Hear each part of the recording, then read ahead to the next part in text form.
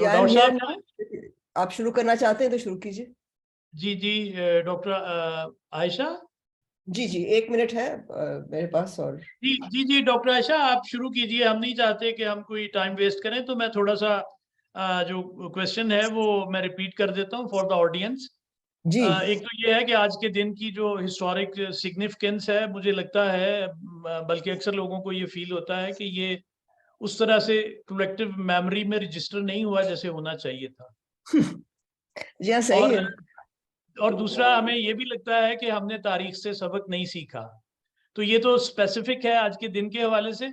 दूसरा एक general question है, जो भी आप उसका सीक्वेंस बनाएंगी तो वी आर रेडी। तो जी प्लीज ठीक है, गो अहेड। जी शुक्रिया। वेलकम। शुक्रिया थैंक यू बहुत वेरी मच। बहुत प्रोफेसर अनवर मुझे बुलाने का।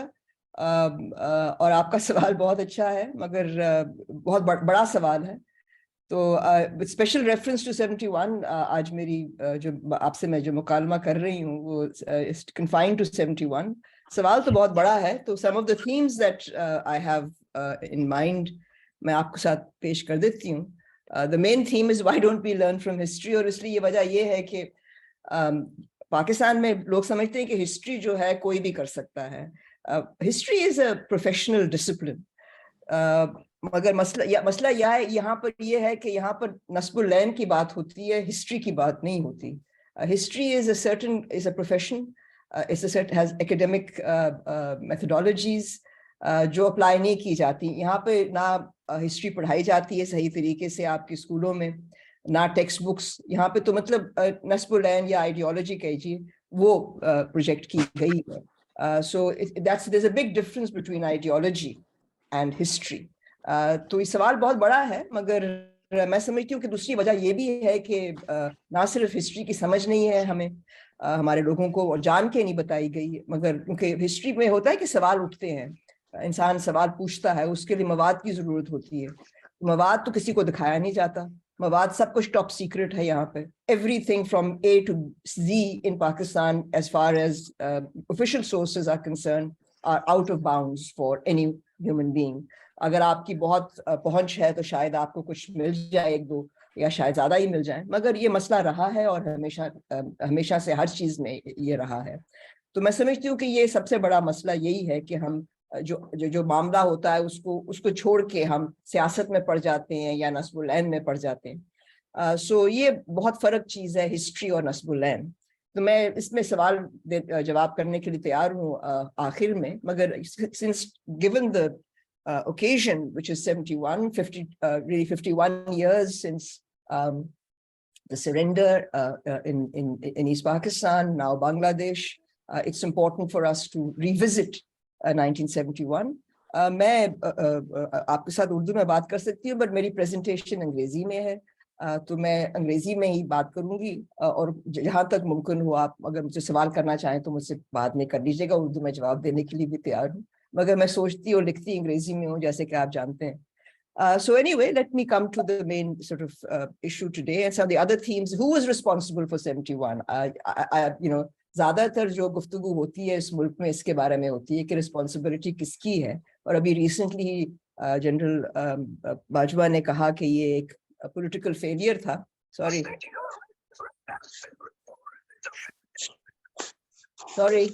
don't know what's going on here. I'm sorry, I don't know what's going on here.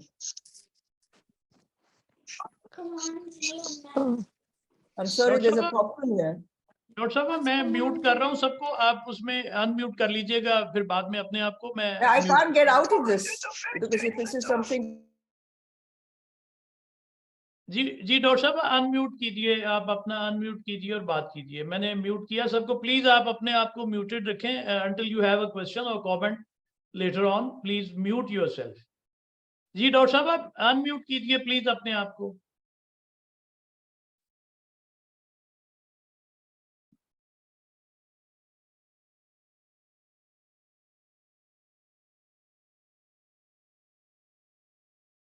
Doctor साहब आप म्यूटेड हैं जी।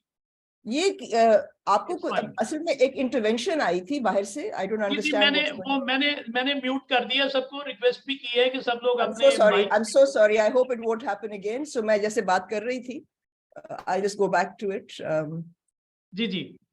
Sorry, current slide. So who was responsible for 71 crisis? ये मसला रहता है, और मैं कह रही थी कि अभी recently बात हुई कि ये एक सियासी issue था, जो political failure था, और बहुत से लोग बात करते हैं. तो ये इसके ऊपर ये एक theme है जिसके बारे में हम गुफ्तगू कर सकते हैं. मेरा अपना जो एक तारीखी नुक्ता नजर है वो ये है कि मैं चाहती हूँ कि आप लोग समझें कि 71 में और 47 में फर्क क्या था.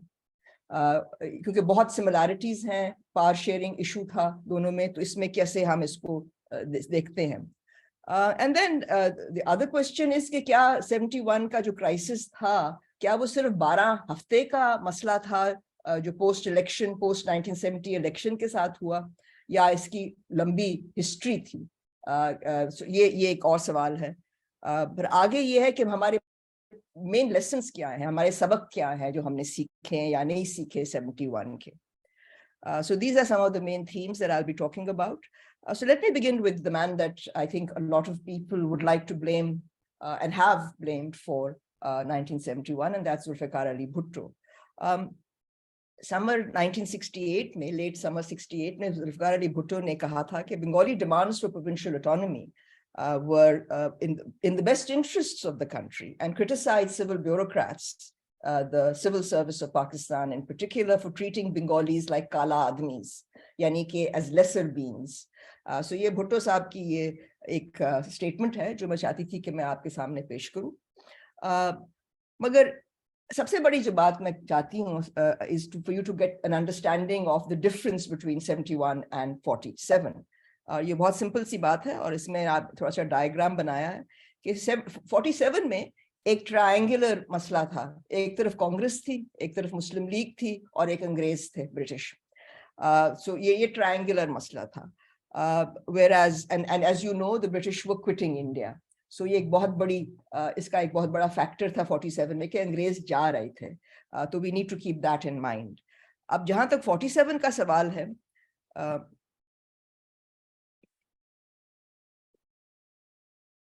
it was a more of a square situation, जहां पर एक तरफ भुट्टो साहब थे, एक तरफ मुजीब अवामी लीग थी,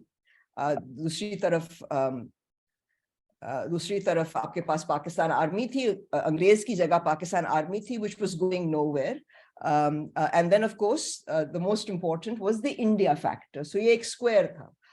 So that was the main difference. यानी कि सबसे बड़ा मसला जो था was the Indian factor in 1971. तो हिस्टोरिकल कॉन्टेक्स्ट क्या है, उसमें आप देखिए कि ईस्ट पाकिस्तान को आप अगर पाकिस्तान की डिमांड के नजरिए से देखें, उसमें ईस्ट बंगाल कहाँ आता है.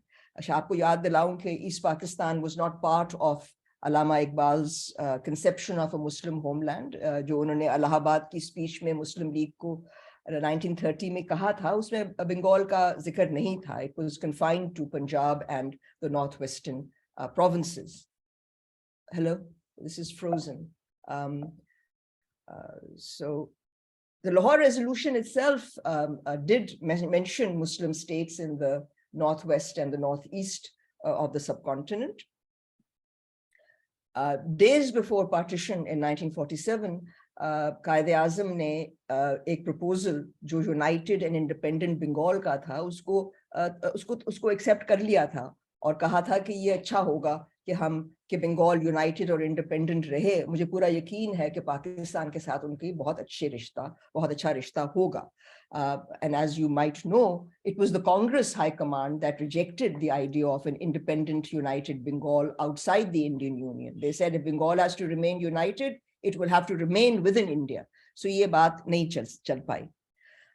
After partition, Mr. Jinnah called East Bengal, quote, the most important component of Pakistan, inhabited as it is by the largest single block of Muslims in the world, unquote. मैं याद दिला दूं आपकी audience को कि East Pakistan or East Bengal at the time had a larger majority. I mean, they had the majority in the country. West Pakistan की majority नहीं थी, East Pakistan की थी, और वो इसकी तरफ तवज्जो दिलवा रहे हैं.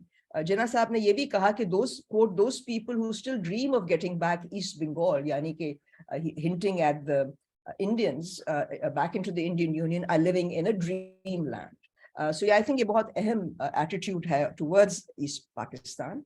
जिला साहब तो इतनी ज़्यादा रहे नहीं, और आपको मालूम है कि Pakistan came under military rule in 1958, which lasted for 11 years, and it was during this period that demands for provincial autonomy, which were never confined to East Bengal, they included other provinces, smaller non-Punjabi provinces in West Pakistan as well. But the Awami League ने अपने provincial autonomy demands को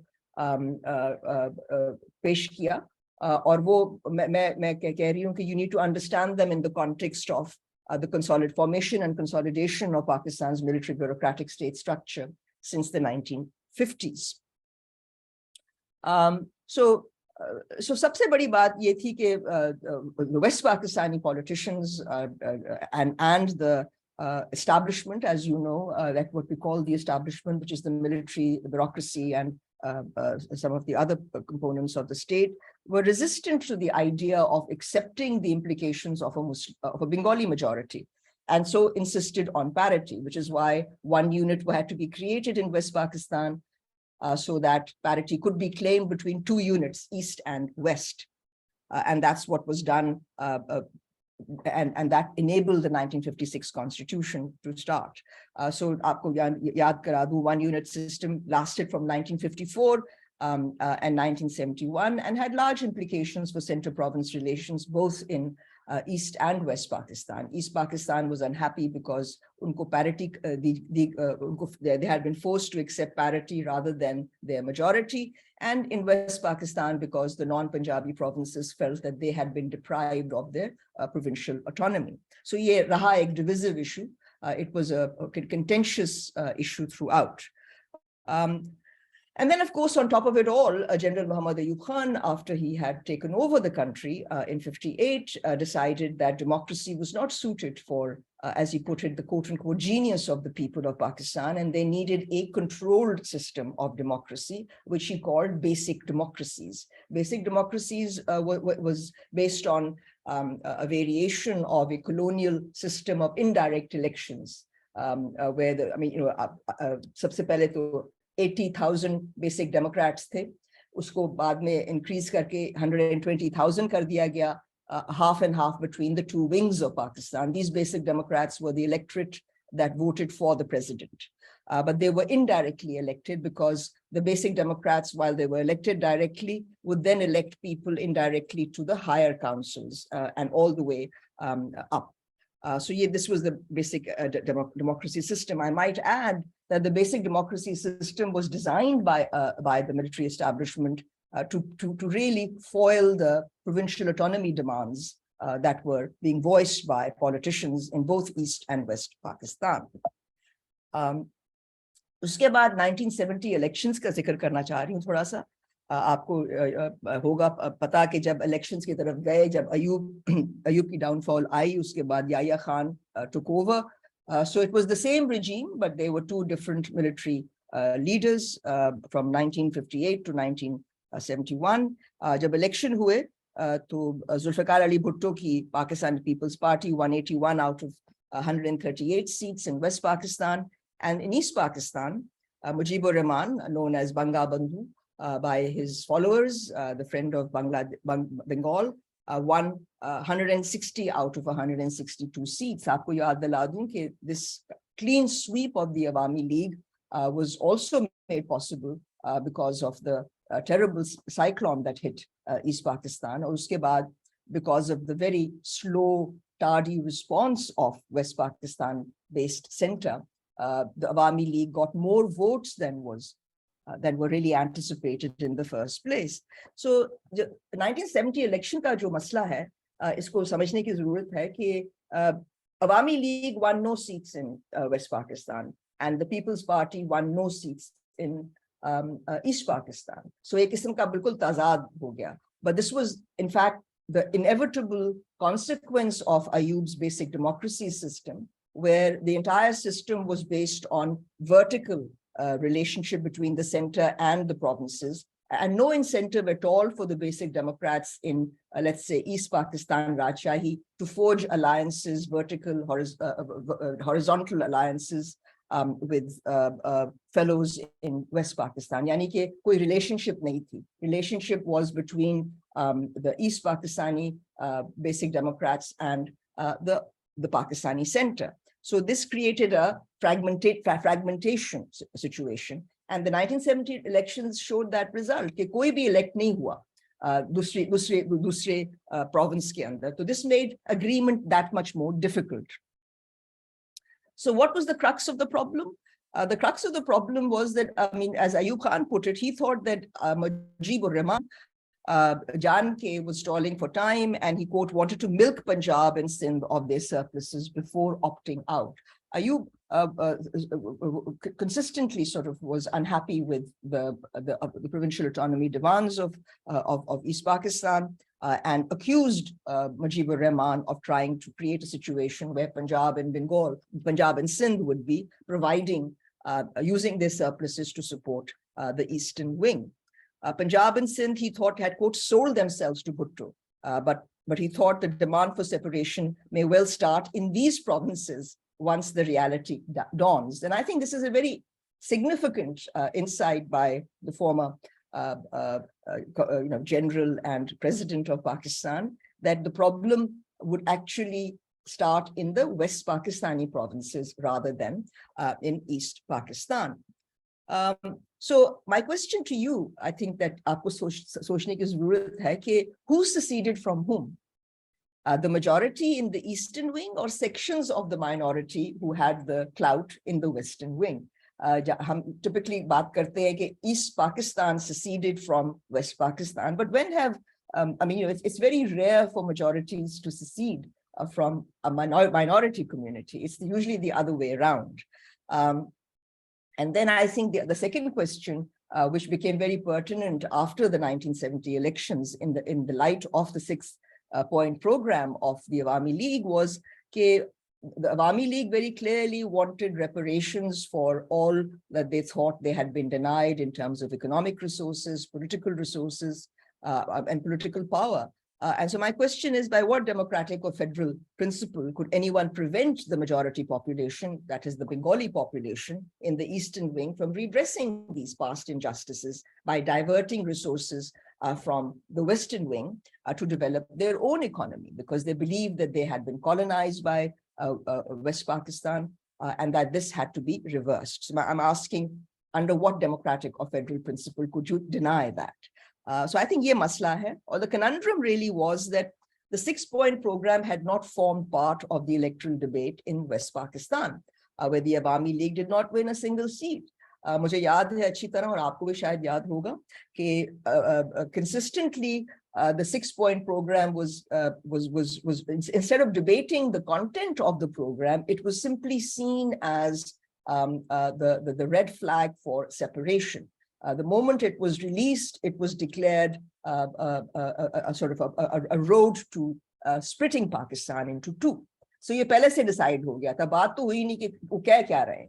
It was just treated as a secessionist demand, and therefore made illegitimate. As a result, ये public discourses में जब rallies होती थी, तो भुट्टो साहब इसके बारे में बात करते थे, मगर हमेशा कहते थे कि ये emotional issue है, ये हम सोच कर बात करेंगे, अंदर बैठ के बात करेंगे, बाहर नहीं बात करेंगे. So it was never really debated. So as a result, after 1970 elections, जब ये 6-point का मसला सामने आया, तो neither party had won in the other side. Had the Awami League won in West Pakistan, शायद कुछ वो कर पाते, मगर अब ये मसला था कि अगर ये 6-point program accept करना है, so who's going to take the responsibility of accepting this for West Pakistan? Agar Bhutto Saab maan jate, to mare jate, because the right-wing parties were actually the most vocal in calling the 6-point program a program for secession. And so they were in fact more vocal than the PPP, the right-wing parties, I mean the so-called religious lobby. And so it was called a secessionist ploy. So had Bhutto accepted that, he would definitely have been called a traitor. I know he's still held responsible, but either way, he couldn't really get out of this problem. So that was the conundrum. So Bhutto's dilemma was that the PPP did well in the 1970 elections. It emerged as the largest single party, but did not do well enough. It could not form the government. That was his conundrum. Cutting a deal with Mujib on the basis of the 6-point program ran the risk, as I've been saying, of being denounced a traitor. So that was not really something. So I just want to very quickly analyze the 6-point program. And I'm going fast because some of this should be familiar to you. And I want to give more time at the end for a discussion as much as is possible. 6 points में मैं ज़्यादा देर नहीं लगाऊंगी. आपको सबको मालूम होना चाहिए कि 6-point program क्या था.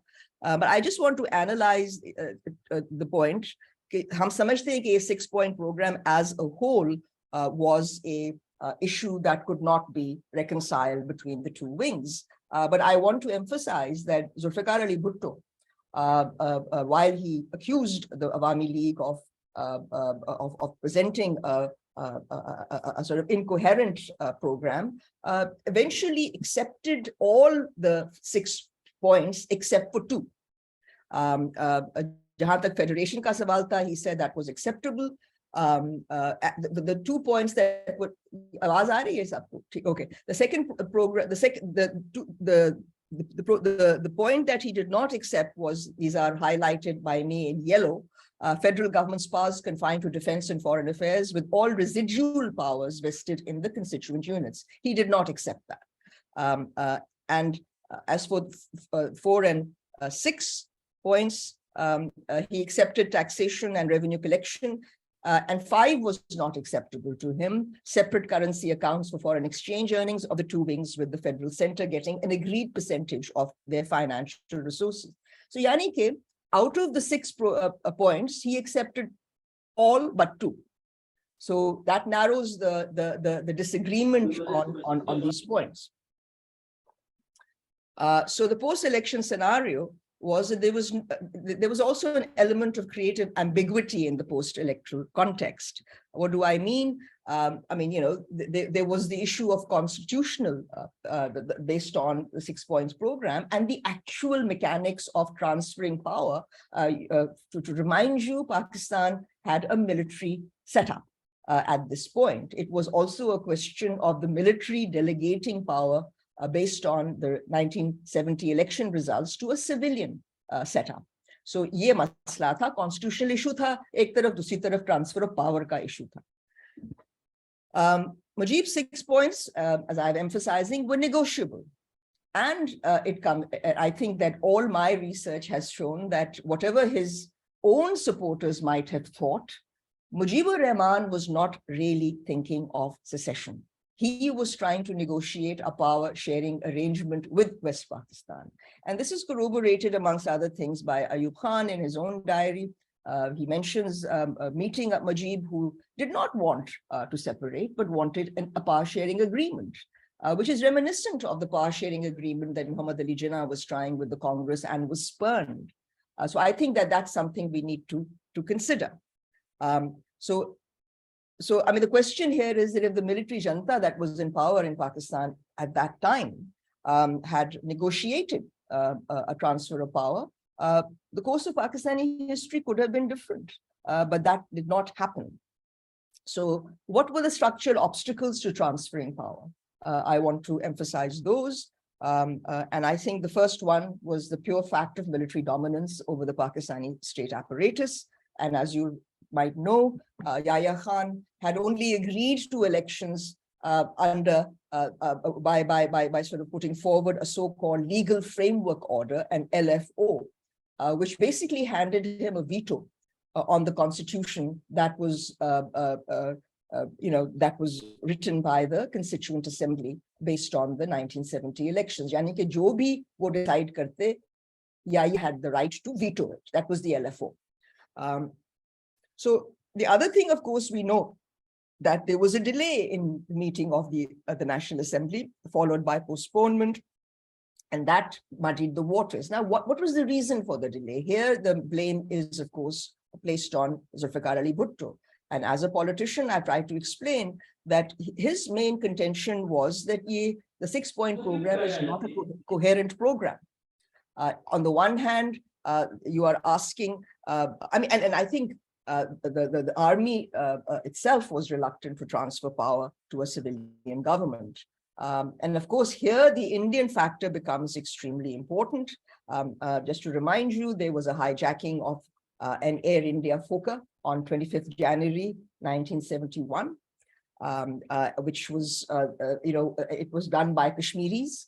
And Zulfikar Ali Bhutto went and embraced these people, seeing them as freedom fighters. And it turned out later on, certainly from the Pakistani point of view, that this was really an Indian plot, which enabled India to suspend flights between the two wings of Pakistan, Eastern and Western, which made it much more difficult for Pakistan to connect with East Pakistan. So Pakistan had to fly like this, and that was a much longer and more expensive means of communicating. So this hijacking, even though to this day we are not fully aware of what happened, did certainly result in a scenario of making it much, much more difficult for the two wings to be connected. And so I think it's also important to remember that the relationship between India and Pakistan hit rock bottom during this period. Yahya, in the meanwhile, responded to all this by tightening his grip. He dismissed his civilian cabinet and invested governors in both wings with martial law powers.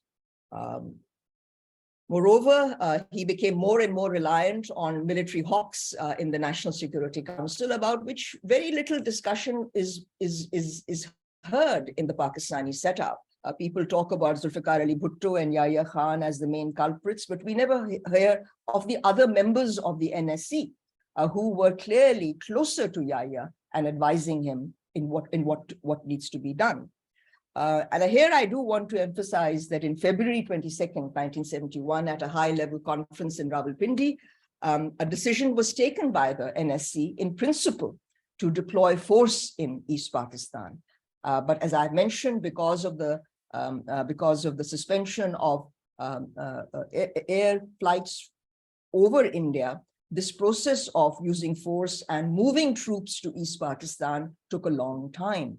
So February to March, this is what was being done, was sending troops to East Pakistan. But the decision was taken by the NSC.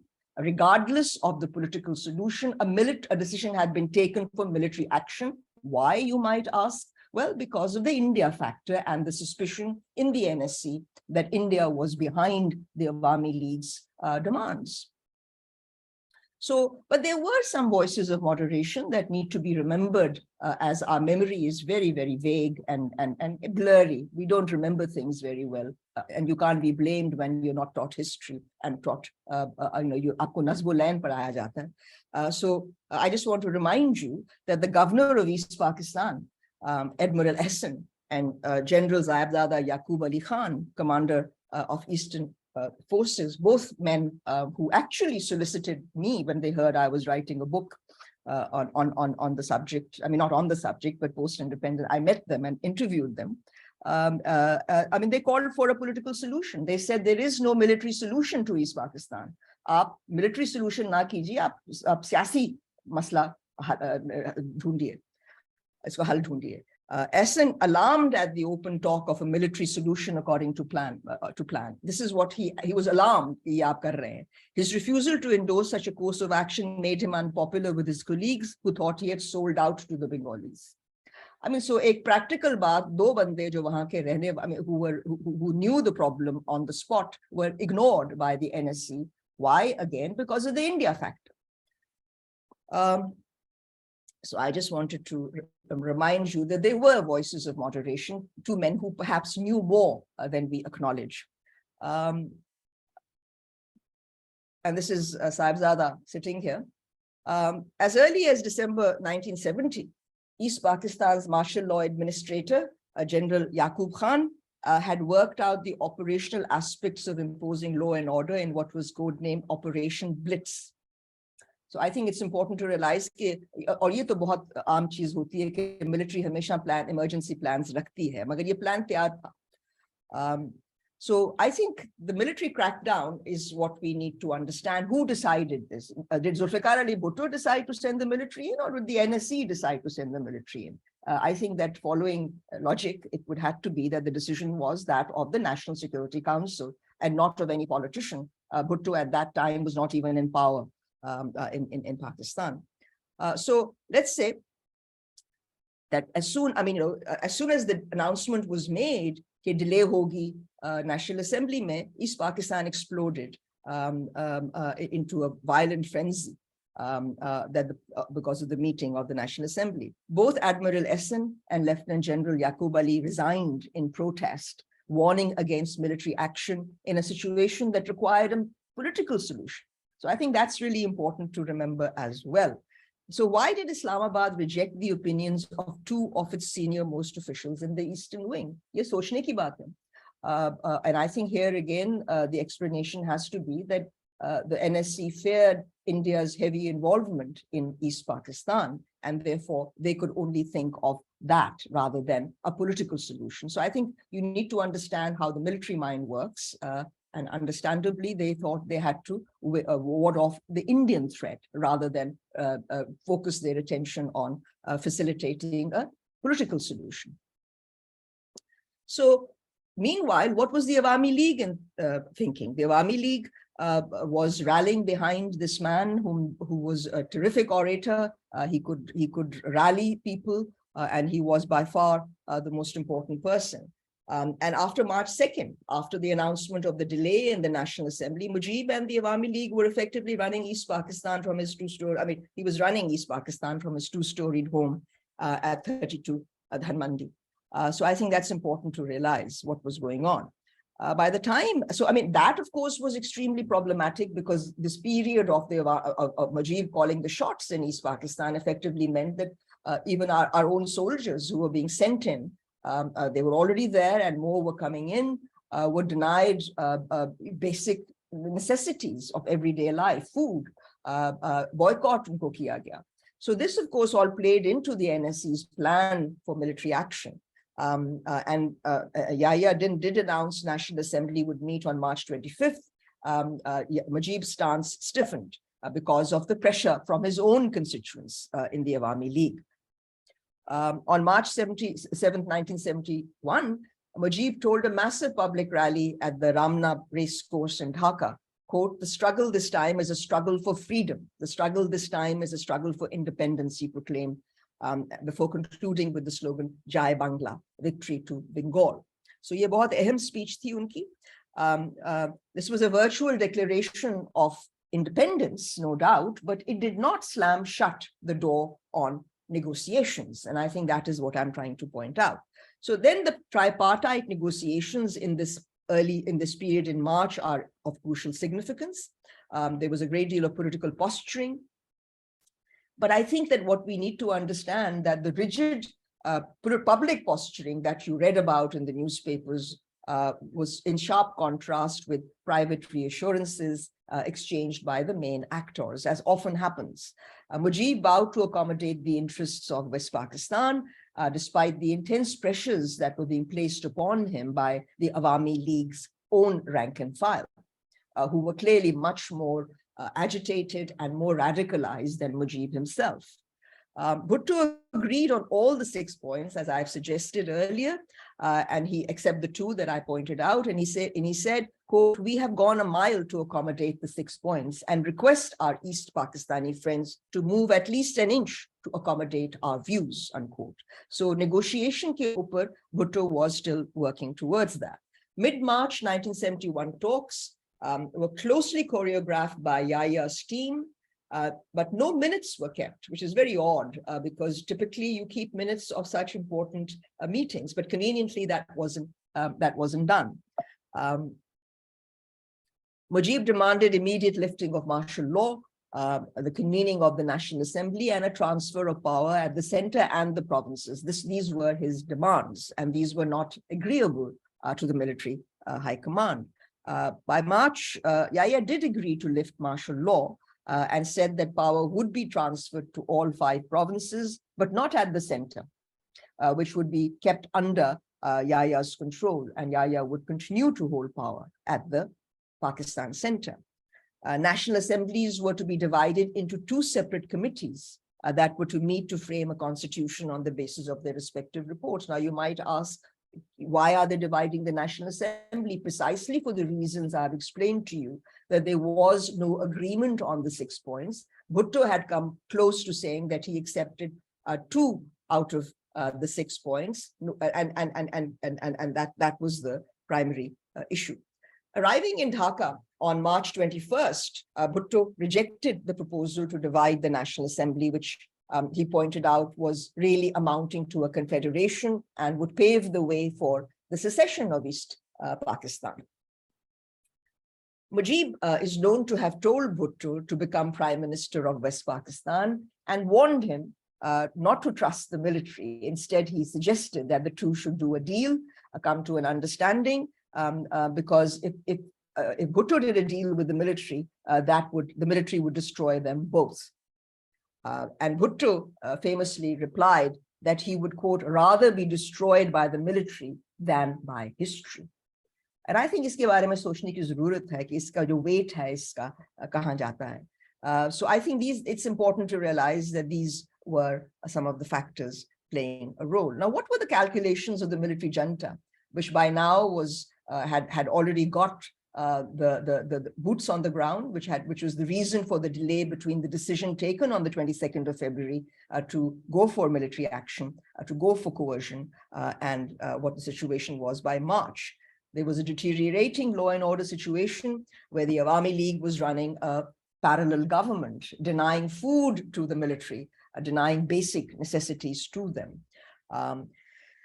There was active Indian support for the dissidents, which made the National Security Council all the more convinced of the correctness of their decisions.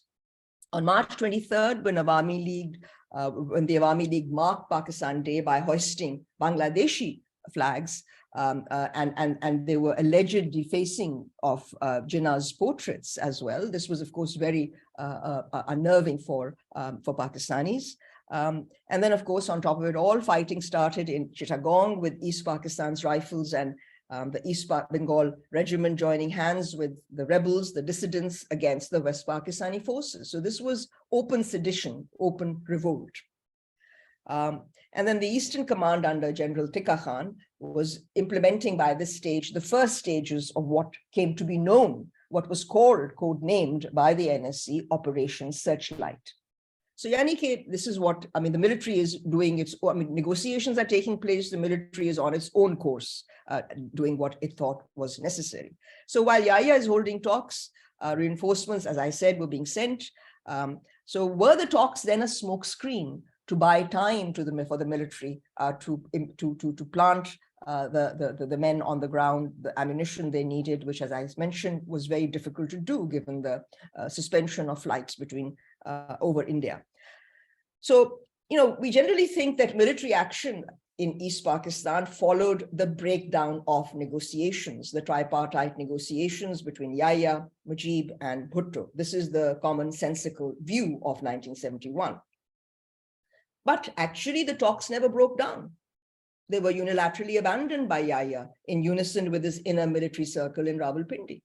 I mean, they were holding talks, and then suddenly on March 25th, everything changed, and Bhutto left for Rawalpindi, and the talks were suspended. So, in other words, rather than saying that the talks were a failure, it might be more appropriate to say that the talks were broken down.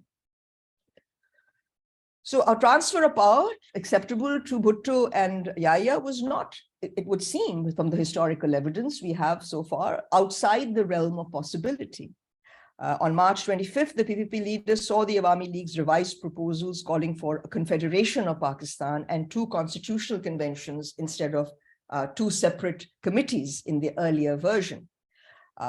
Consistent with Bhutto's 2 majority thesis known as Udhar Tum Idhar Hum, which is very famous, you there, us here speech.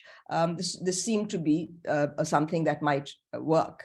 But March 25th, 1971, the military had gone into action. And I think this is an important point. First of all, what the proposal was, as I pointed out, I mean, it was based on a confederal idea. It was unacceptable to the army high command's thinking. They couldn't allow for the idea. I mean, Pakistan was seen as a unitary state, or at least a federal state in form, which was unitary in substance, and therefore confederation was unacceptable. Yahya and his aides moved to quash the Awami League without fully accounting really for either India's, far less the world's reaction to a crackdown. The crackdown decision had been taken as early as February, as I've been saying all along.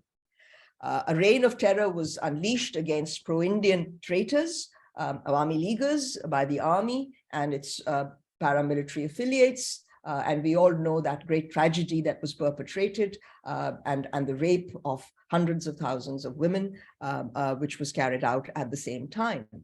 I just want to talk about the ethical dilemmas that were raised by this situation versus the purely national security perspective that we typically talk about. Bengalis were not just black men, as Bhutto had called them, Kala Admis. I mean, he was actually criticizing the bureaucracy for treating the Bengalis as lesser beings, as Kala Admi or lesser Muslims.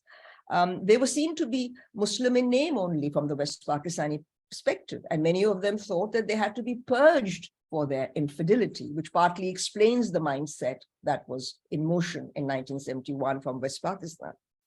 As in any war, there was violence on both sides against unarmed men, women, and children, which itself is a tragedy of Pakistan. But I think there's a difference between organized state coercion against a largely unarmed population and the targeted violence of the Mukti Bahin's armed rebels against collaborators of the military regime. I'm often asked, after all, the Americans also used the atomic bomb against the Japanese at Hiroshima and Nagasaki. So what was wrong with the Pakistani army's position in East Pakistan? They were fighting against elements, traitors who were in cahoots with India. And the answer is that unlike Japan and the US, you have to accept that the East Pakistanis or the Bengalis were part of Pakistan. They were citizens of Pakistan and not enemies, as was the case between the US and Japan. So I think this is a subtle point that needs to be thought about by Pakistanis. So what are the lessons of 1971? Well, I think that is what, I mean, we need to consider whether this was an issue of a pre-existing plot by the Awami League through its 6 points to secede from West Pakistan versus the need for West Pakistani military-dominated establishment to arrive at a power-sharing arrangement. That's one issue. I think the tendency seems to be that we have decided that secession was already planned. I've shown that it was, I tried to show that there are some questions there versus power sharing. Then I think there's an issue of national security paradigms constructed by a handful of military men and the larger and more complex issue of domestic political stability. What was given more importance at that stage? So I think we know what happened, and I'm not going to dwell on that much longer, but I think it's unable to forget the people of Bangladesh might try and forgive if presented with a formal apology. It's been debated for a long time in Pakistan, not with much results. I do recall this coming up repeatedly. Certainly, I think it was most concertedly debated during a short period in Musharraf's time. But since then, the question of a formal apology has never really been mooted with any great serious thought. So if the tragedy of East Pakistan in some ways was foretold by the history of center-province relations since 1947, not to mention the civil-military balance in Pakistan, the post-1971 era has been an endless trial by fire for Pakistani federalism. In other words, what have we learned from 71? Why are we persisting in treating anyone who raises demands for autonomy, provincial autonomy, as traitors and secessionists. I think this is something that needs to be sorted out, and that lesson simply has not been learned. So conclusion. My conclusion simply is that the principal hurdle in the way of a united Pakistan was not disagreement on constitutional matters, as is typically thought, but the transfer of power from military to civilian hands. We think of this primarily through a center region issue, but I think we need to pay attention to the problem of the military being in command and also agreeing to an arrangement which would transfer power to civilian hands and ensure the continued dominance of the military, because the military was not prepared to take less in a post-election 1970 election scenario. Concerned with perpetuating his regime, Yahya Khan was quite nonchalant about the 6 points. I've never really found any place where he is seriously debating the finer issues raised by the 6 points in the same way as, for instance, the PPP did. The PPP there was an entire document prepared by the PPP on why they disagreed on the 6 points with the Awami League. There's no question that Zulfikar Ali Bhutto erred in becoming the military's pawn, in other words, by allowing the military to use him, but emerges more as a fall guy for the military junta than an equal partner in crime, not least because he was not even in power. He was in negotiations with the military, but he was not actually in a position to make decisions. As in 1947, a power-sharing arrangement eluded the key players. So I think that is the primary issue that we need to consider. That this is what happened. And so once we understand that, we can perhaps learn something from 71. We can't go back to the pre-71 scenario, but we can learn some lessons. And so what is the way forward? I think there's a question, first of all, for Pakistanis to debate a formal apology to Bangladesh. I don't think the matter is settled, that it cannot ever be given. Secondly, not treating regional demands for a share of political power and economic resources as secessionist, that these are legitimate democratic demands in any polity, Pakistan or non-Pakistan. So I think that's important to argue.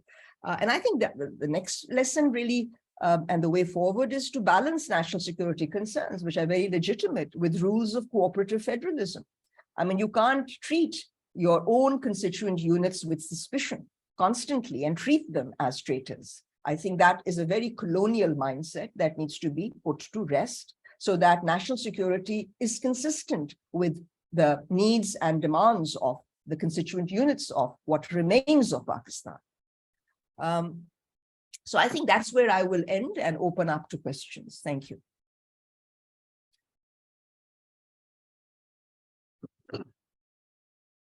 Thank you very much, Professor Ayesha Jalal, for such a wonderful, insightful presentation.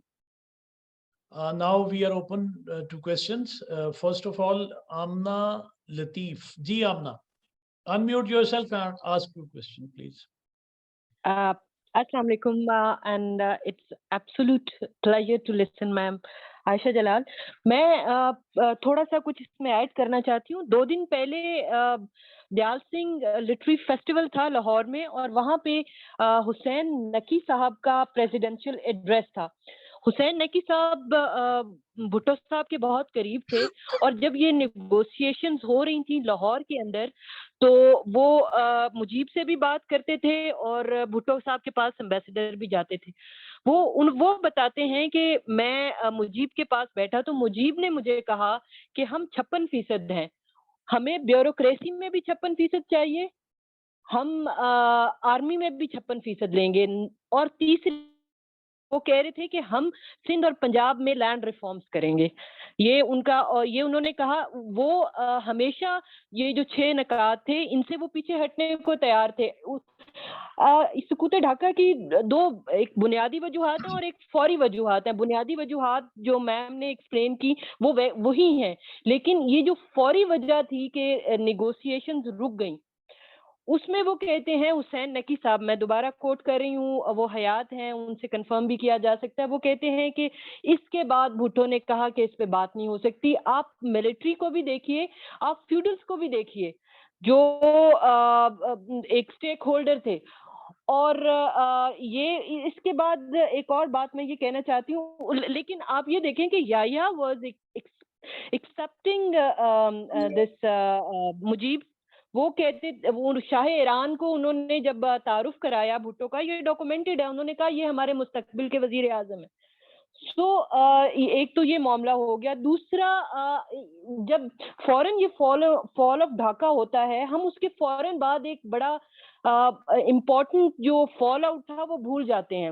Alias चेठर साहब ने एक talk दी थी lumps में, उन्होंने हमें documents के साथ बताया कि जिस तरह यहाँ पे ब्यूरोक्रेट्स और आर्मी, जो बंगाली थे जो आर्मी में थे और जो ब्यूरोक्रेट्स थे, वो उनको कैसे किस तरह कैंप्स में डिटेन किया गया सरगोदा के पास बलूचिस्तान में, और फिर किस तरह की हालात उनको, और वो जब कम्युनिकेशन वहां पे होती थी तो उसका क्या फॉल आउट था। ये 2-3 चीजें थी जो कि मैं ऐड करना चाह रही थी। Thank you very much. Yeah, but जो आपने बातें की हैं वो none of them contradict what I have been saying. Yes, but the fact remains, nobody denies that the landed elite or the dominant social classes were in cahoots with the military regime. That was my point. Ayub's basic democracy system had ensured that the political contact between East and West would be minimal, that the relationship between East Pakistan would be really a vertical relationship with the center. So I think that was aimed at preventing horizontal,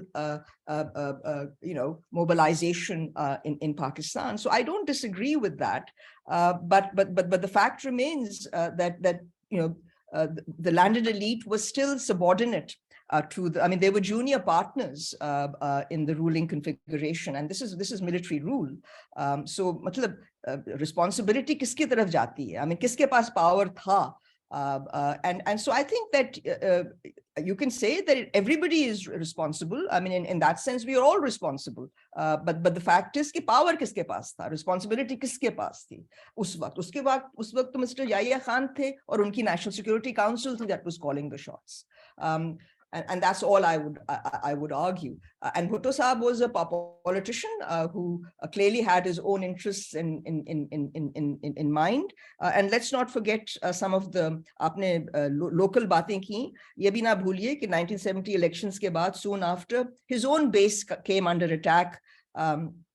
And so he had his own worries about what might happen the longer the power sharing arrangement was delayed. But all I have said is that the evidence suggests that the negotiations never broke down. And I think that's important. They were broken down. And this was not, in fact, if I may say, the first time in Pakistan's history that happened prior to military intervention. Ji, the next question. Doctor Aamir Ali, doctor साहब जो भी आप सवाल करने से पहले थोड़ा सा अपना तारुफ करवाइएगा, नाम और सवाल ब्रीफली कीजिएगा काइंडली, और उसके बाद मसूद साहब। जी डॉक्टर आमिर। जी थैंक यू डॉक्टर आयशा, बड़ा ज़बरदस्त आपका लेक्चर था। मेरा नाम डॉक्टर आमिर है और मैं एज अ लेक्चरर सर्व कर रहा हूँ, लेक्चरर हिस्ट्री एक गवर्नमेंट कॉलेज में। मेरा एक तो चीज़ मैं ऐड करना चाहूँगा और दूसरा एक मैं ये सवाल भी उठाना चाहूँगा। ऐड मैं ये करना चाहूँगा कि मेरा ख्याल है कि इस सारे क्राइसिस में, पर्टिकुलरली जो 1971 का क्राइसिस है, इसमें याह्या खान वाहिद बंदा है जिसकी इंटरप्रिटेशन ही सारी की सारी हमने गलत की है, और उसको उस तरह से हमने कभी असेसमेंट कायम करने की कोशिश ही नहीं की जिस तरह से याह्या ने कंट्रीब्यूट किया। उसको कभी हमने उस तरीके से स्टडी भी नहीं करने की कोशिश की। दूसरा मेरा सवाल ये है कि जो 1971 का क्राइसिस था, क्या उस क्राइसिस के बाद भुट्टो मुकम्मल तौर पे डिसाइडेड था कि वो क्या करने जा रहा है, या जो भुट्टो के एडीज थे वो भी उनके बयान, लाइक गुल हसन मिठा का जो बयान है वो भी इसमें बड़ी अहमियत का अमल है कि वो अहमदुर रहमान कमीशन के बारे में कहते हैं कि वो मुकम्मल तौर पे भुट्टो डिसाइडेड था कि मैंने किस बंदे को कहाँ पे लेके आना है, और भुट्टो के एडीज या जो उसके एसोसिएट्स हैं वो इस बारे में मुकम्मल तौर पे खामोश नजर आते हैं कि याह्या की कंट्रीब्यूशन क्या थी। तो क्या अधूरी यादें पढ़ के हमें वो जो एक पिक्चर बनती है, क्या वो हम इसमें हक व जानब हैं कि याह्या खान के साथ 1971 के कॉन्टेक्स्ट में एज अ नेशन हमने बहुत बड़ी ज्यादती की है, क्योंकि वो जो काट रहे थे, जो अयूब खान और भुट्टो ने बोया था, क्या वो काट रहे थे। और एक ये भी हकीकत है कि 1971 जैसे फेयर इलेक्शंस ना हुए हैं, ना हो सकते हैं। तो क्या हमें इस हिस्ट्री को दोबारा से रीअसेस करने की जरूरत है? नहीं जी, वही तो कर रहे हैं। I mean the question is कि वन इज रीअसेसिंग हिस्ट्री को, तो सारा वक्त रीअसेस करने की जरूरत होती है in the light of new evidence. But what new evidence have you presented other than your own decision that we need to reassess Yahya? On what grounds are you wanting to reassess Yahya? What is your evidence? I think that it is not just Yahya, but his National Security Council members that need to be reassessed. It was not Yahya alone. उसके जो national security के लोग थे, वो भी, उनकी decision making को भी सामने रखना चाहिए आपको। असेस तो सारा वक्त करना चाहिए, बट एविडेंस दिखाता कौन है? महमूद रहमान कमीशन रिपोर्ट की जो एजेंडा था, जो उनको दिया गया, उनकी जो ब्रीफ थी, वो ही बहुत प्रॉब्लमैटिक थी। It was too restrictive. It never really allowed the Mahmood Rahman Commission to delve into the real issue of who was really responsible and what the causes were. So I do think that this matter continues to need to be probed. The last word has yet to be said. But most importantly, I think that there has to be a willingness on the part of the Pakistanis to assess what really happened, rather than accept the truths that have been handed down, half truths for the most part. जी thank you जी। मसूद साहब। जी am I audible जी? जी जी आवाज आपकी आ रही है। मसूद साहब quick question कीजिएगा, बहुत सारे सवाल और भी हैं। जी डॉक्टर साहब थैंक यू सो मच जी, ग्रेट लेक्चर। मेरा क्वेश्चन सिर्फ ये है कि इस सारी गुफ्तगू में अगरतला साजिश केस का जो मैटर है वो शायद थोड़ा सा साइड पे हो गया, अगर काइंडली ब्रीफली कमेंट कर दें उसका क्या रोल था इसके अंदर और किस तरीके से उसने चीजों को शेप अप किया। Thank you. Yeah, and in a very short lecture, it's impossible to cover everything. I've also not talked about Maulana Bhashani. I've not talked about many things. फिर तो वो 3 घंटे का लेक्चर आप सुनने के लिए तैयार थे, तो वो और बात थी। अगरतला का इसमें बहुत ये हाथ था कि Agartala was a case that was a political failure from the Pakistani government's point of view. It became the single biggest issue that helped the Awami League rally support amongst a cross-section of Bengalis. It was seen as a planted conspiracy, and not for the first time in Pakistan's history. So I think it had a very negative impact from the Pakistani point of view, and helped the Awami League a great deal. I think that as far as the negotiations or the links that existed between the Awami League and which rankled the military, I think I'm prepared to accept that they were there. बिल्कुल थे, मगर जो आप जुल्म जो किया गया जुल्म, I mean पहले भी before 1970 and afterwards, it's hardly surprising that people sought, I mean the Bengalis sought, Awami Leaguers sought assistance from the neighboring country, even though that neighboring country was, of course, an enemy of Pakistan. And as you'll recall, I gave a great deal of importance to the India factor in 71, which I think we don't necessarily talk about. We seem to be more interested in deciding to pin the blame on one individual or the other. Collective failures are never sort of, easily sort of transferred on the shoulders of one individual. So बहुत से factors ने play किया, और अगर हमने as a mature nation सोचना है तो इन सब चीजों को समझना पड़ेगा ताकि हम ये फिर ना करें। मगर दुख यही है कि हम कुछ नहीं सीखा हमने, और हम फिर वही करने के लिए तैयार नजर आते हैं। जी थैंक यू डॉक्टर साहब। शेर मोहम्मद जी, शेर मोहम्मद अपना थोड़ा सा तारुफ करवाइए और क्वेश्चन कीजिए। जी अस्सलाम वालेकुम। जी वालेकुम सलाम। जी मेरा नाम डॉक्टर शेर मोहम्मद है, मैं एसोसिएट प्रोफेसर पोलिटिकल साइंस का government Ambala Muslim college Sargodha में। जी thank you very much for this wonderful talk, जिसमें मेरा ख्याल है कि हमें टीचर और स्टूडेंट को भी बहुत कुछ सीखने का मौका मिला और बहुत कुछ सोचने पर भी इसने मजबूर कर दिया कि उन पहलुओं पर भी हम सोचो विचार करें जिनके बारे में हम नहीं सोचते हैं। मेरा बड़ा शार्ट सा क्वेश्चन है मैडम से कि क्या जो मौजूदा हमारी पॉलिटिकल लीडरशिप है और हमारी जो मिलिट्री एस्टेब्लिशमेंट है, क्या उनके रवैयों में भी आपको कोई ऐसी चीज नजर आती है कि उन्होंने उस 1971 की जो ट्रेजेडी उससे कुछ उन्होंने भी सीखा है?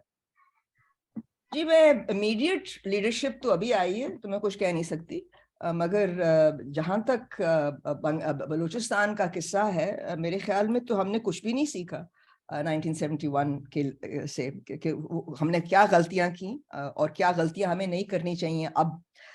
और मैं आपको बताना चाहती हूँ कि मैं जब भी मुझे मौका मिला पाकिस्तान में पढ़ाने का लम्स में, बच्चे जो हैं आपके वो बहुत इसके बारे में अपसेट हैं और कंसर्न्ड हैं, बिकॉज वो यही कहते हैं कि हमने बलूचिस्तान में जो हो रहा है ये क्यों हो रहा है, ये क्या, ये फिर से बांग्लादेश हम फिर दोहराने जा रहे हैं। मगर मेरे ख्याल में कि हमारी जो लीडरशिप है civil and military, they are less concerned about it. Tragedy यही है कि बलूचिस्तान को भी आप एक पॉलिटिकल यूनिट की तरह नहीं ट्रीट कर रहे, एक स्ट्रेटेजिक एसेट की तरह ट्रीट कर रहे हैं। So I think that we need to see how important the 71 issue is, ताकि हम ये फिर ना दोहराएं, not only in Balochistan but also in other units of this country, because जो ताजाद है इस वक्त इस मुल्क में ये और बढ़ेगा अगर हम ये lessons history के ना सीखें। जी thank you very much. IPhone ये कौन है, प्लीज अपना नाम बताइए और क्वेश्चन कीजिए।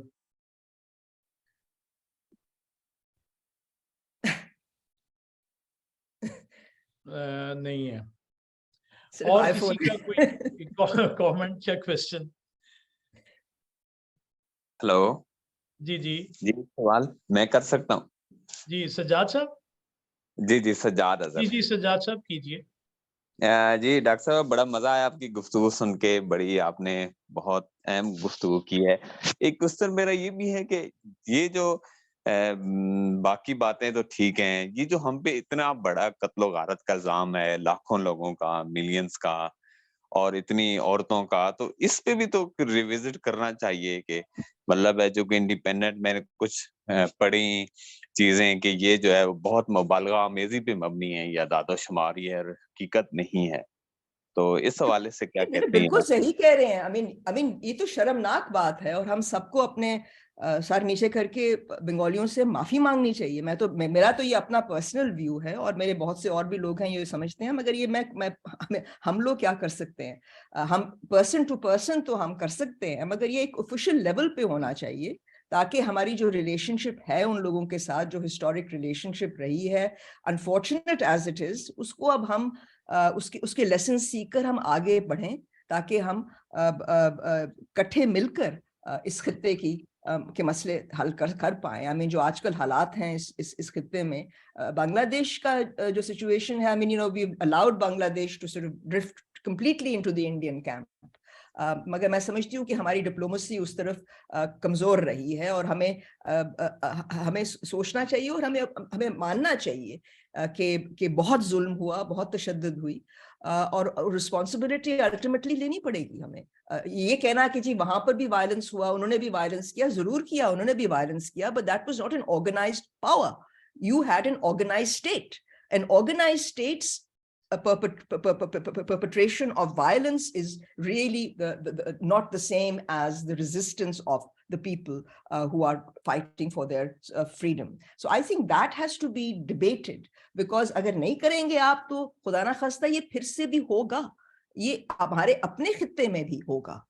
ये नहीं है कि वो दूर थे तो आप ये किया गया। क्यों किया गया? फौज का तो यही था कि वो नेशनल सिक्योरिटी इंटरेस्ट को प्रिजर्व कर रहे हैं, बट नेशनल सिक्योरिटी इंटरेस्ट क्या है और कितना उसमें कितनी लचक है? क्या बिल्कुल लचक नहीं है कंस्टिट्यूएंट यूनिट्स की एस्पिरेशंस को देखने का, उनकी लेजिटिमेट कंसर्न्स को एंटरटेन करने का?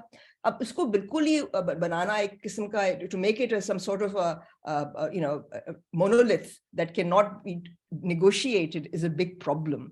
National security interests change with time, and so I think that is what I'm pointing out, that we need to understand कि national security की भी protection हो सकती है, मगर आपको चाहिए कि आपकी जो legitimate concerns constituent units की हैं आप उनको भी entertain करें।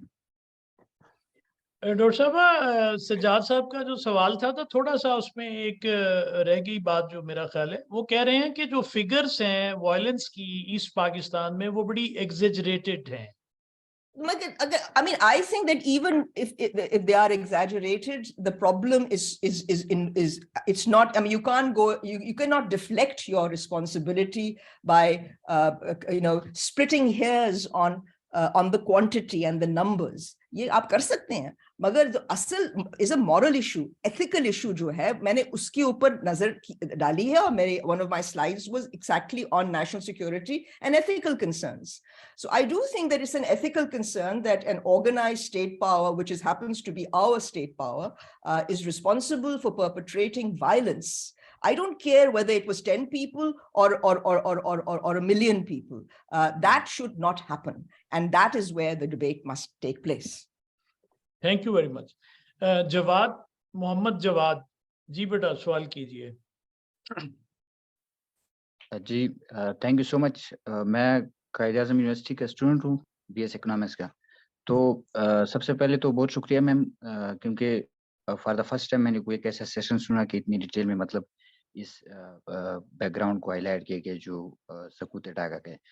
तो मैम मेरा क्वेश्चन असल में ये था कि मतलब यानी ये जो हम सकूत डाका का वाक़या उठा ले या बाकी जितने नेशनल बड़े-बड़े जो क्राइसिस या इवेंट हो चुके हैं, तो वो ज़्यादातर जो मेरी समझ है, मेरे ख्याल में वो इम्बैलेंस ऑफ पावर की वजह से, मतलब जो सिविलियन और मिलिट्री के माबैन जो डिवीज़न ऑफ पावर है पाकिस्तान में. तो मैम मेरा क्वेश्चन ये है कि पावर ऑफ ये जो इम्बैलेंस ऑफ पावर है, तो इसको हम किस तरह बैलेंस कर सकते हैं, या मतलब हमें नेशनल सतह पे ऐसी कौन सी रिफॉर्म्स चाहिए कि जिसके थ्रू हम जो है ना डेमोक्रेटिक या पॉलिटिकल इंस्टीट्यूशन को भी स्ट्रांग कर सके और आर्मी की जो अपनी एक वो है रोल है वो भी कायम हो सके. तो इसके हवाले से आप कोई रिफॉर्म या सजेशन. जवाहर साहब, हमें पता है कि हमें करना क्या है. मसला तो ये है कि हम करना नहीं चाहते.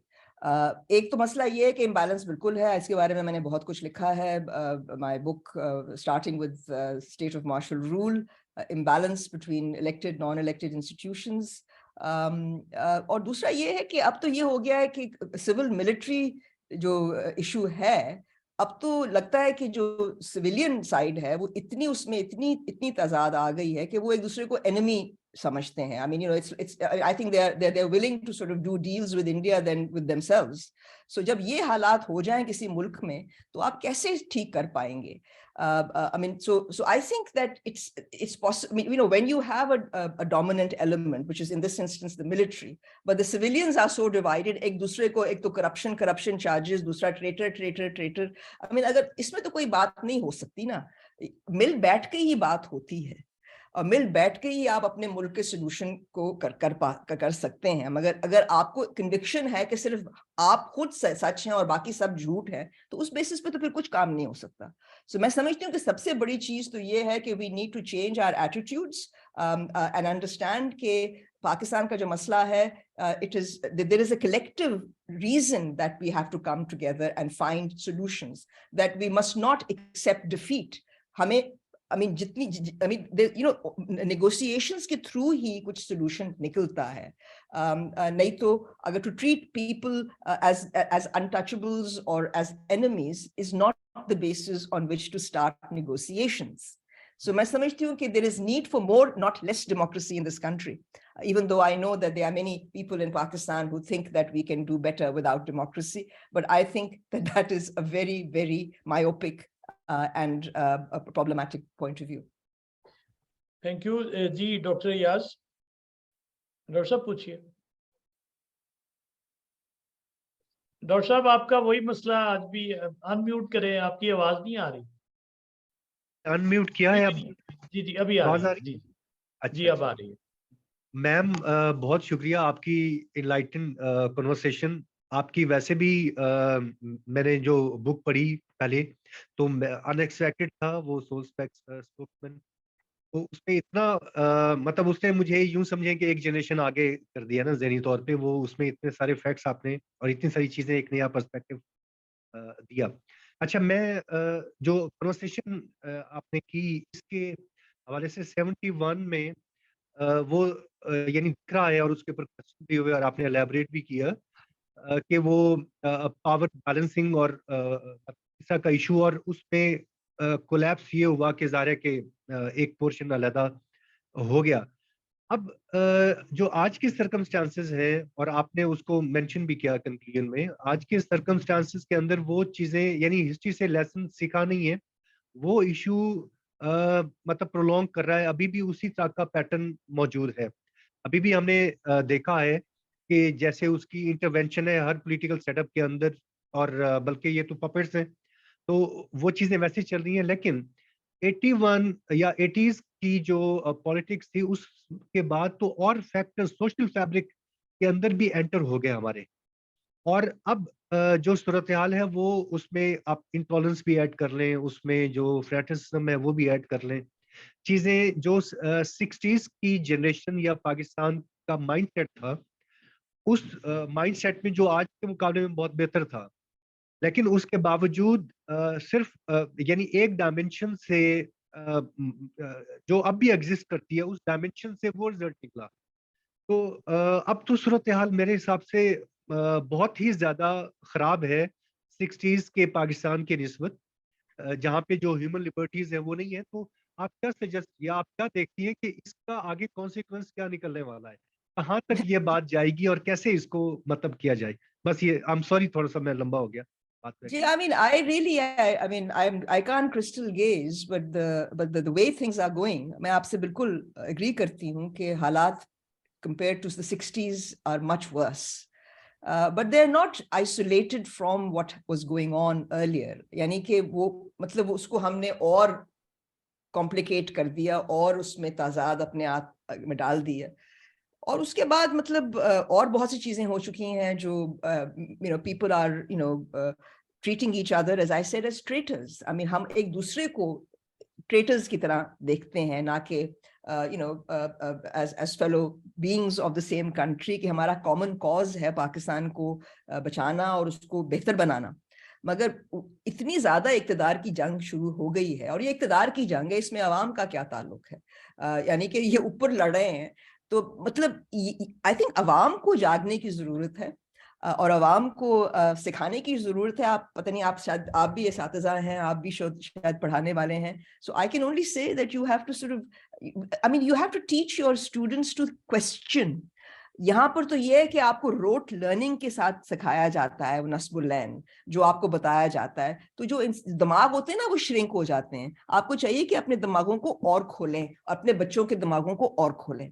जब वो खोलेंगे तो हमें खुद एहसास होगा कि हमारे मुल्क की बेहतरी किसमें है। मगर जब आप सिर्फ उनको रोट लर्निंग के साथ बताते हैं कि ये आपको सोचना है, सवाल मत करो, यहाँ पे तो क्रिटिकल थिंकिंग की जो डेथ है, that has been the biggest problem in Pakistan, and that was वो तो पहले से भी उसको उसके ऊपर मतलब the clamp down on critical thinking was always there, मगर अब इट्स बिकम मच वर्स.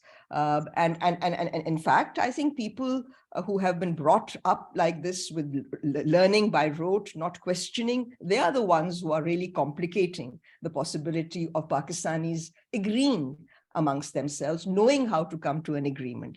अब इसको सोचने की जरूरत है कि आप लोग लड़ते इतना क्यों हैं और किस लिए लड़ते हैं, किस पे लड़ रहे हैं आपको क्या चाहिए? हम इक़्तिदार पे लड़ रहे हैं कि हमें बस आने दो पार में, हम सब कुछ, इतने मसले हैं इस मुल्क के, मैं समझती हूँ कि कोई अक्लमंद बंदा इक़्तिदार में आने से जरा डरेगा, क्योंकि ये सॉल्व नहीं हो सकती प्रॉब्लम्स जब तक हम अपने आप को बदलेंगे नहीं और चीजों को नहीं बदलेंगे.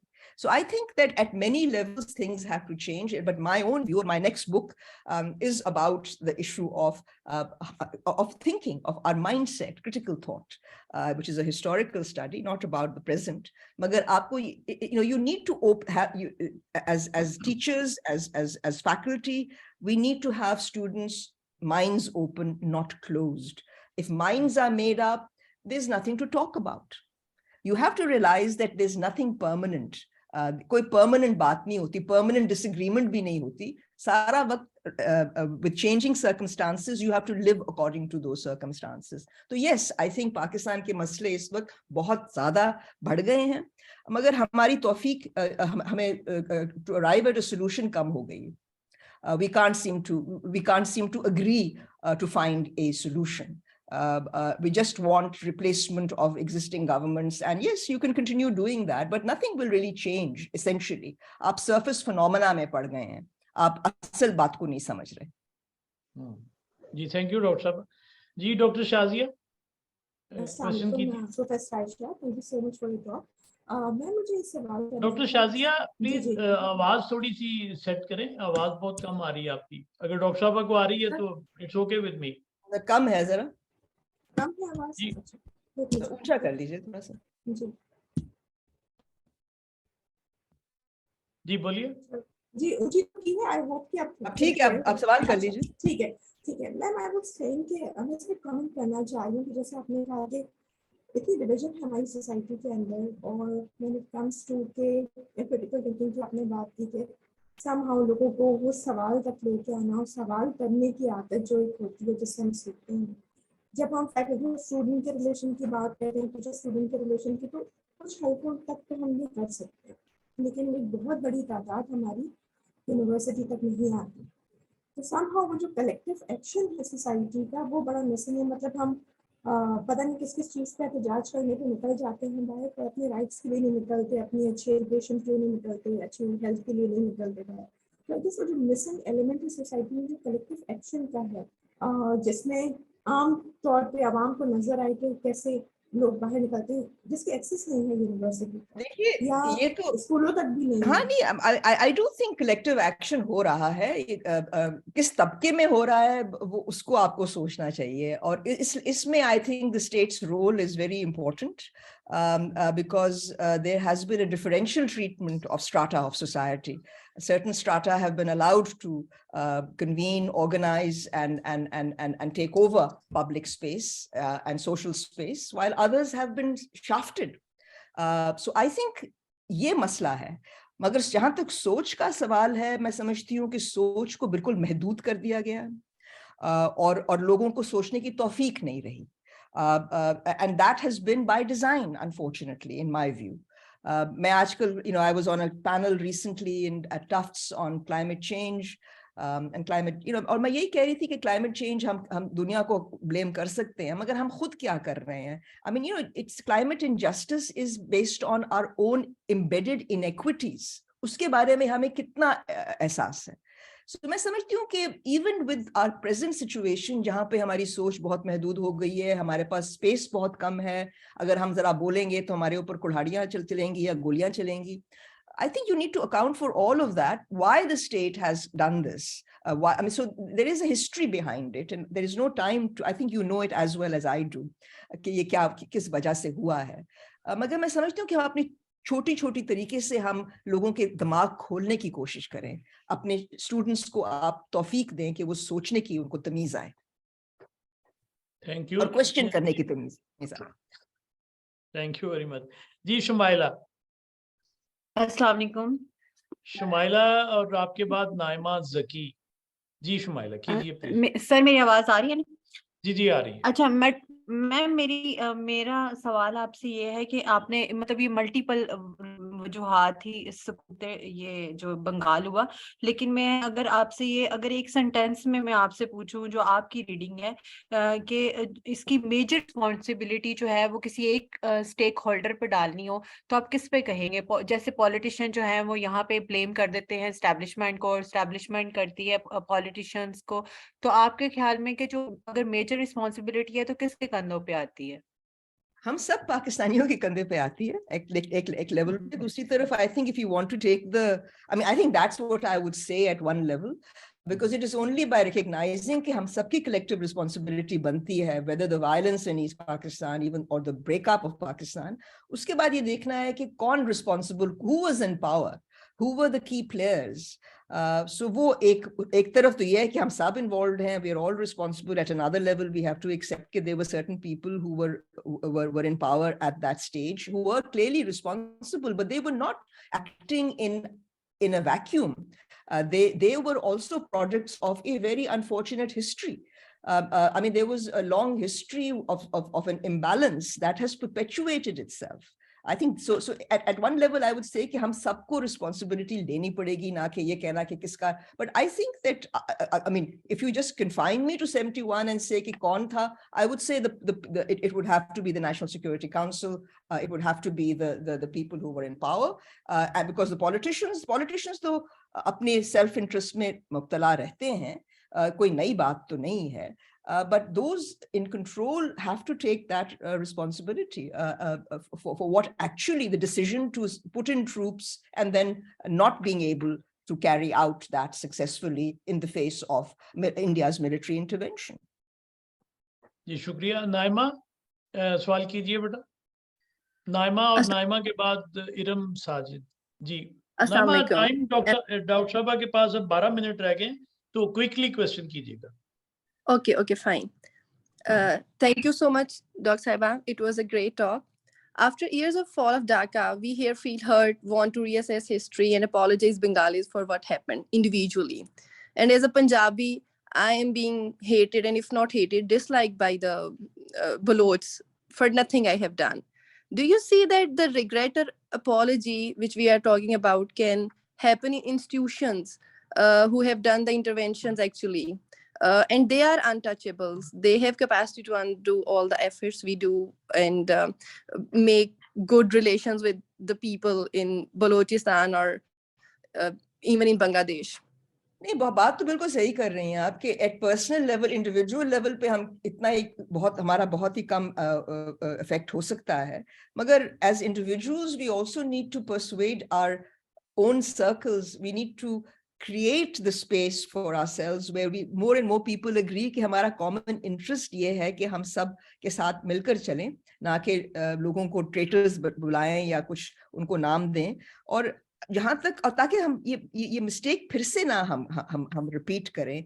There are true problems in certain parts of Pakistan. I think Balochistan is a good case in point, and I've already said that as Pakistanis we should insist that this place be treated as a equal constituent unit of Pakistan and not just a strategic asset that has to be preyed upon or controlled for strategic purposes. जब तक हम ये नहीं करेंगे, उनको हम एक किस्म की बराबरी का एहसास नहीं देंगे. एक चीज मैं आपसे कहना चाहती हूँ कि constantly इस मुल्क में devolution की बात हुई कि जी devolve कर दो power तो सब कुछ ठीक हो जाएगा. Devolution is no solution. What you really need is to give people in these smaller provinces an equal share or a sense of share at the All Pakistan Center, ताकि उनकी भी इसमें stake बने, ताकि वो भी stakeholders बन जाएं. हमने ये नहीं किया. Devolution तो आप इसलिए करते हैं ताकि उनको local government मिल जाए, ये मिल जाए, मगर उनको उनकी sense of responsibility towards Pakistan इतना उसमें cultivate नहीं होता. So I feel that we need to give them a stake in Pakistan, a share of the pie, a sense of their role in the well-being of Pakistan as a whole, which will also help them. जब तक हम ये नहीं करेंगे at an individual level, you are right, कि ये बहुत ही कम है. So I think that's what I would say that we need to try and do. So we need to push these institutions to change their mind. After all, what are institutions but networks of individuals? Thank you so much. जी इरम कीजिए question, और इरम के बाद Rushan. Thank you doctor साहब. मैं ये सवाल करना चाह रही हूँ कि 70 के इलेक्शंस में मौलाना भाषानी साहब जो है वो इलेक्शन से रिट्रीट कर गए थे. आखिर इसकी क्या वजह थी? क्योंकि मैंने कहीं पढ़ा है कि उनको I can't hear you. You're breaking up, ji. Sorry. 70 के इलेक्शंस में भाषानी साहब जो हैं वो इलेक्शन से दस्तबरदार हो गए थे जी. तो मैंने पढ़ा कि उनके वोट्स भी जो है अवामी लीग को मिले, इसलिए अवामी लीग ने क्लीन स्वीप किया. क्या ये ठीक बात है मैम? जी बिल्कुल सही है. अवामी league became the, I mean, and एक तो भाषानी साहब ने बॉयकॉट किया, दूसरा साइक्लोन आ गया.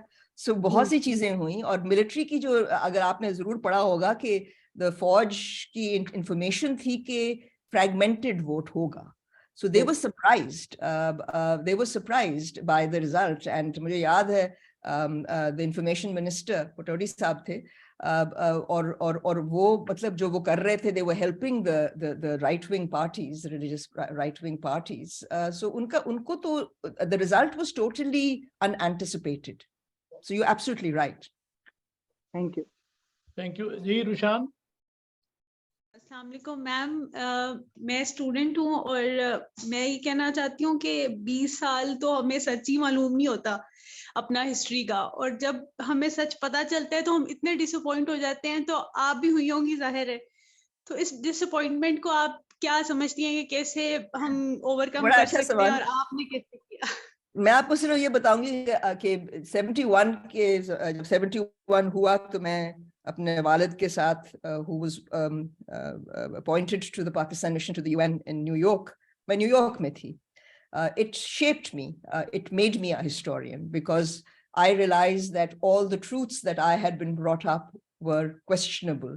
मैंने 6 महीने मीडिया को अमेरिका में देखा, headline news, Pakistan army atrocities, or brought up as a patriot by my father, I was devastated. It turned me into a historian. So that's what happened. I realized that the official narratives were not satisfying me, and that curiosity to discover led me to become a historian. That's all I can say to you. सवाल बहुत लंबा है और बहुत सी चीजें इसमें हो सकती हैं, मगर it influenced me. 71 influenced me personally. Thank you. Thank you, ma'am. Dr. Ijaz sir, perhaps this is the last question. Dr. Ijaz.